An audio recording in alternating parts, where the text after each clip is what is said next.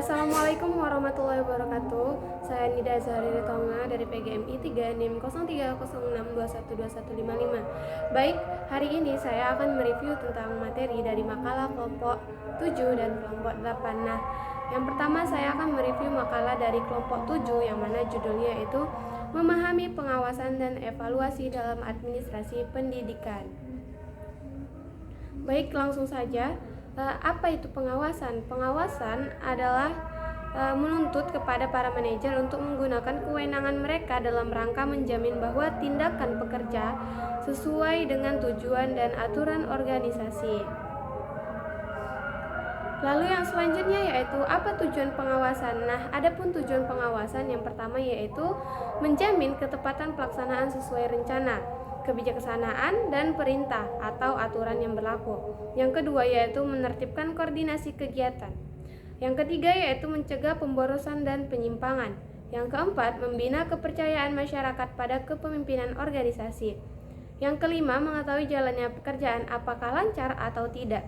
Yang keenam, memperbaiki kesalahan yang dibuat oleh pegawai dan mengusahakan pencegahan agar tidak terulang kembali kesalahan yang sama atau timbulnya kesalahan baru. Yang ketujuh yaitu mengetahui penggunaan budget yang telah ditetapkan. Yang kedelapan yaitu mengetahui pelaksanaan kerja sesuai dengan program atau fase tingkat pelaksanaan. Yang kesembilan yaitu mengetahui hasil pekerjaan dibandingkan dengan yang telah ditetapkan dalam perencanaan. Lalu, karakteristik pengawasan yang efektif. Adapun karakteristik pengawasan yang efektif, yang pertama yaitu pengawasan hendaknya disesuaikan dengan sifat dan kebutuhan organisasi. Yang kedua yaitu pengawasan hendaknya diarahkan menemukan fakta-fakta tentang bagaimana tugas-tugas yang dijalankan.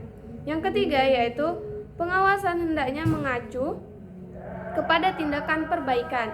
Yang keempat yaitu pengawasan harus bersifat fleksibel. Yang kelima yaitu pengawasan harus bersifat preventif. Yang keenam yaitu sistem pengawasan harus dapat dipahami. Yang ketujuh, pengawasan adalah alat administrasi. Lalu, apa itu evaluasi? Istilah evaluasi berasal dari bahasa Inggris yaitu evaluation. Menurut Edwin Warren dan Gerald W. Brown, evaluasi adalah suatu tindakan atau suatu proses untuk menentukan nilai daripada sesuatu. Lalu apa tujuan evaluasi dalam pendidikan? Nah, tujuan evaluasi dalam pendidikan yaitu untuk mendapatkan informasi yang akurat mengenai pencapaian tujuan instruksional oleh siswa, sehingga diupayakan tindak lanjutnya yang merupakan fungsi dari evaluasi. Adapun tujuan evaluasi lainnya yaitu menilai tercapainya tujuan. Yang kedua yaitu mengukur macam-macam aspek pelajaran yang bervariasi. Yang ketiga yaitu motivasi belajar siswa. Yang keempat, menjadikan hasil evaluasi sebagai dasar perubahan kurikulum. Yang kelima yaitu menentukan tindak lanjut hasil penilaian. Lalu fungsi evaluasi dalam pendidikan. Adapun fungsi evaluasi dalam pendidikan yang pertama yaitu fungsi evaluasi pendidikan dalam kaitannya dengan pengambilan keputusan sebagai penyedia informasi. Lalu sebagai perbaikan. Lalu yang ketiga yaitu sebagai pengendalian proses dan mutu pendidikan. Yang keempat yaitu sebagai pengambilan keputusan yang berkaitan dengan peserta didik. Yang kelima yaitu sebagai akuntabilitas publik. Yang keenam yaitu sebagai regulasi administrasi tentang sekolah. Tidak dapat diabaikan bahwa dengan informasi hasil evaluasi pendidikan akan memberikan regulasi administratif. Baik, selanjutnya saya akan mereview makalah dari kelompok 8. Yaitu tentang bidang garapan kesiswaan dalam administrasi pendidikan.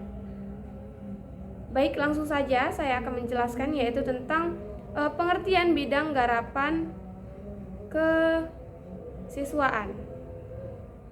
Nah, bidang garapan kesiswaan sering disamakan dengan manajemen peserta didik. Peserta yaitu orang yang ikut serta atau yang mengambil bagian.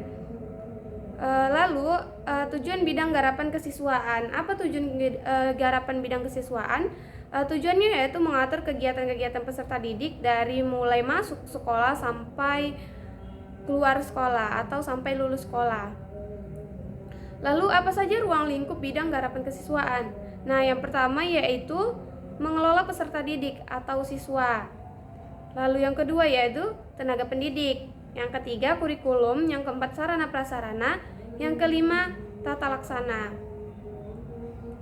Baik, mungkin hanya sekian yang dapat saya sampaikan tentang review materi dari kelompok 7 dan kelompok 8. Lebih dan kurangnya saya mohon maaf. Saya Anida Azari undur diri. Assalamualaikum warahmatullahi wabarakatuh.